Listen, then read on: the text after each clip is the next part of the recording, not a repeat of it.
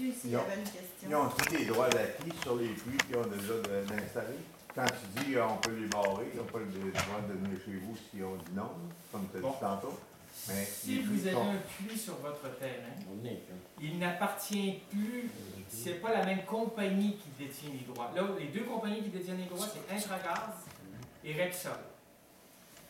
Votre compagnie, si maintenant vous avez le puits de Shell que je vous ai montré tout à l'heure de 1971, ben Shell n'a plus de droit sur ce puits-là. Parce que ce puits-là a été abandonné, il a été fermé définitivement.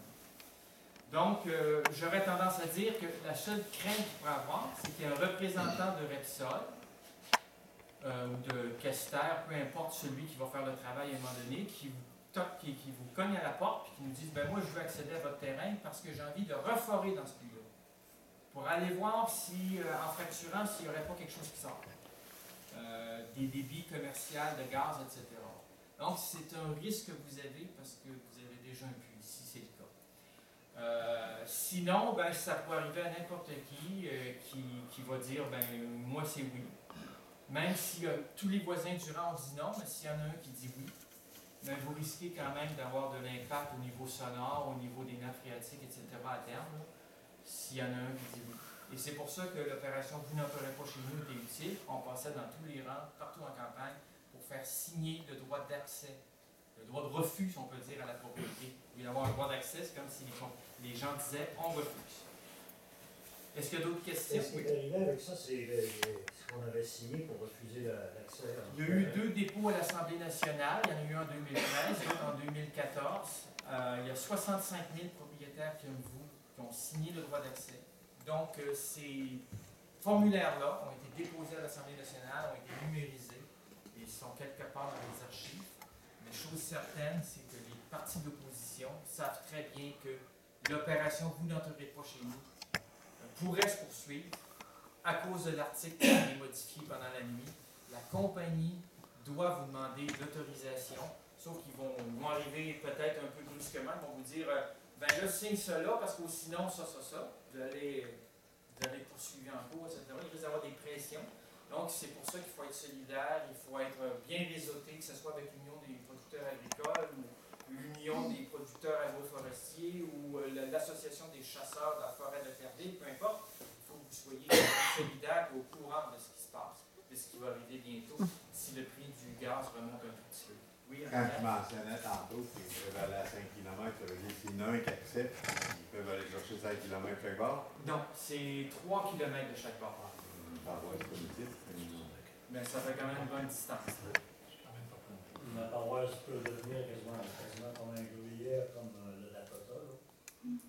Comme le Dakota, comme la Colombie-Britannique, comme le Wyoming, comme quand même la Louisiane. Il y a beaucoup de reportages chez eux sur le Dakota, c'est un désastre.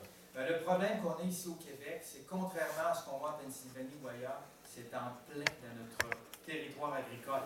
C'est notre grenier, c'est ça qu'on mange à partir de la vallée du Saint-Laurent. C'est ça qui les intéresse. Pour faire l'argent, les compagnies se doivent de forer puis après continuellement parce que l'exploitation d'un puits, c'est temporaire. Ça peut avoir des débits, là. Donc, pour avoir du débit puis avoir de la constance, il faut fort continuellement à grand nombre de puits. Alors, s'il y en rentre un, il en rentre 10 000 dans la vallée du Saint-Laurent. C'est ça qui est dangereux.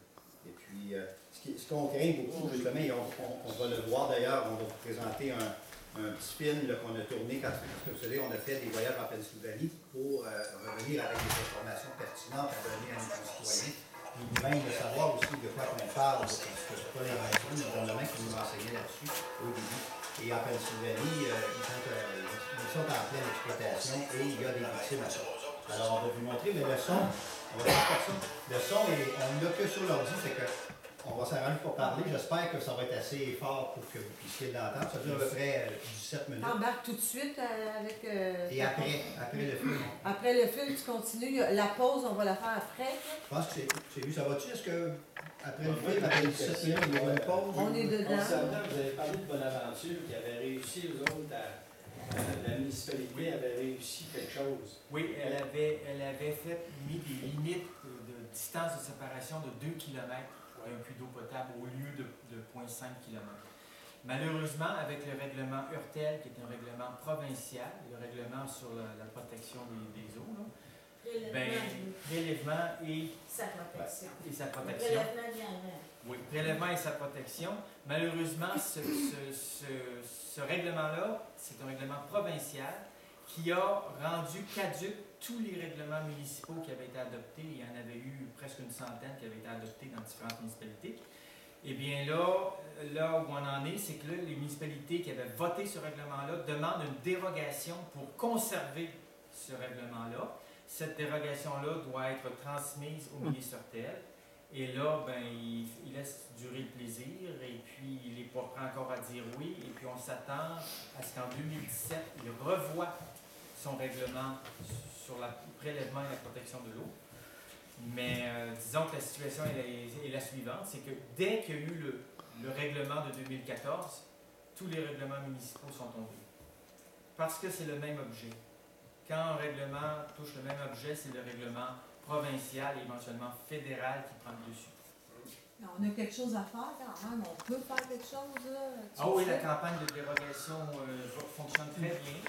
Vous pouvez quand même soit soutenir les municipalités autour, vous pouvez faire des représentations auprès de la MRC de Bécancour, etc. Mais il faut suivre le dossier de près parce qu'à l'heure actuelle, vos puits ne sont pas vraiment protégés parce que 500 mètres de protection quand il y a des latérales de 2 km, ça n'a aucun sens. Il y avait quand même des paroisses qui ont été demandées de signer pour la protection de l'eau potable. Là. Et je m'aperçois que Saint-François n'a même pas. Je sais que Fortiville, ça fonctionnait. Non, pas personne.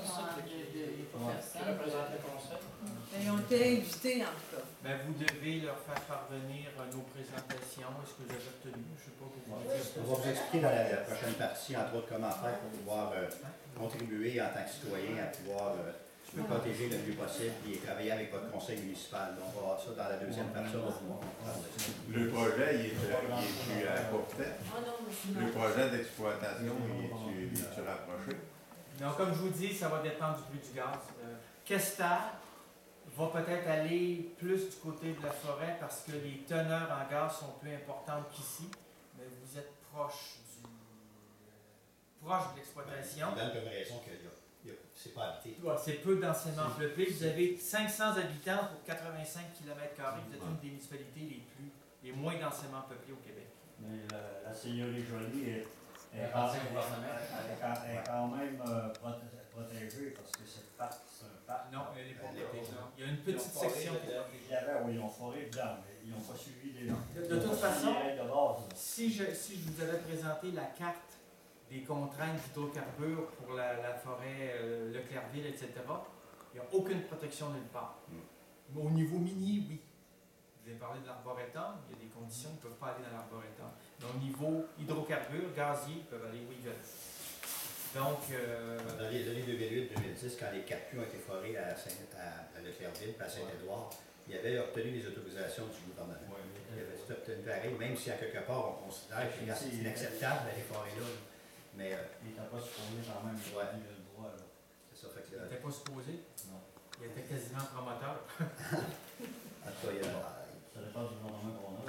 Oui, Tout récemment, je voyais que la seigneurie Jolie, il y avait ils sont en marche de faire quelque chose dans Blandier qui ont le droit. C'était marqué sur Facebook. C'est ça là, que les compagnies veulent embarquer. Là, puis ils ont dit qu'ils veulent faire des projets pilotes. Et moi, quand j'ai parlé à un représentant de Talisman qui s'occupait de colmater le puits de Leclercville, de l'autre aussi, il nous avait dit, s'il y a quelque chose qui démarre quelque part, ça risque d'être ici. Donc, c'est proche, vous êtes proche, vous êtes à quelques kilomètres du lieu où probablement il y aura des projets pilotes pour le gaz de schiste. Mais le problème que je vois, moi, c'est si le prix du gaz devait remonter les prochains hivers. pour commencer à nous jouer d'impact, honnêtement. Parce qu'ils ont l'encadrement. C'est ça. La loi 106 leur donne un encadrement.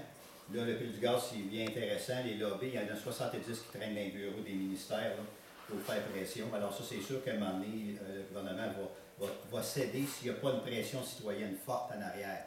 Et c'est ça qu'on se doit de bâtir, une pression citoyenne forte. On est là pour ça aujourd'hui bénévolement, pour pouvoir vous faire connaître le dossier à fond. parce qu'il y a des belles choses qui semblaient venir de ce dossier-là quand il est arrivé sur la table, là, de l'argent, tout le kit, comme Mme Normando parlait, mais l'envers de la médaille, on ne le savait pas. Mais aujourd'hui, on le sait, et raison de plus pour faire attention parce qu'on se rend compte qu'ailleurs, ce qui se fait actuellement, ce que les gens vivent, les maladies qui se développent, les cancers qui se développent, dû à ça, par des recherches médicales et approfondies, c'est pas nous autres qui le disent. Là, ça, le temps parle pour nous autres. Il prouve qu'il y a du danger à faire cette exploitation-là, pour notre santé, mais aussi, on a vu tantôt avec Marc, pour le réchauffement climatique. C'est pas en continuant à exploiter des hydrocarbures qu'on va se sortir du problème que les hydrocarbures nous ont créé. Alors, mais on va vous donner différents moyens tantôt pour, en tant que citoyen, pour être capable de travailler collectivement avec nos élus qui sont proches de nous autres, c'est-à-dire notre conseil municipal, qui sont des citoyens comme nous, qui vivent dans la même paroisse et qui sont sujets à avoir les mêmes problématiques. Parce que vous savez ce que disait Marc tantôt, la modification qu'ils ont faite avec la loi, là, par rapport à quand une gazière vient. Au départ, la loi 106, c'était la gazière, elle vient, tu n'as pas un mot à dire. Tout ce que tu peux faire, c'est de négocier peut-être un peu le montant qu'ils vont te donner en compensation, c'est tout. Mais entre vous et moi, s'ils ont le droit de venir sans opposition, penses-tu qu'ils vont te donner bien cher? Tu ne peux même pas t'objecter, parce que moi, normalement, que ça passe pour un non. Ils te foutent une injonction sur le dos, puis la cour embarque là-dedans. Pourquoi? Parce qu'il y avait le droit légal de venir chez vous, sans que tu dises rien. Là, ils ont fait une petite modification, mais c'est rien pour arranger notre cas, ça, parce que vous savez, si tu as le droit de dire non, le voisin d'à côté, qui vit peut-être même pas là, parce que lui, il a des terres, regarde, à perte de vue, puis il reste dans 3 paroisses voisines, lui, puis que le casier, il dit, gars, j'aimerais ça planter un puits là, puis il s'en sac-tu, lui, il vit pas là. Toi, tu es à côté, par exemple. Toi, tu as eu beau dire non, mais si le voisin dit oui, imaginez les guerres qui vont se créer, les chicanes de famille, de quartier, de ça. Là. Ça n'a pas de bon sens. C'est ça qu'on a vu, entre autres, en Pennsylvanie.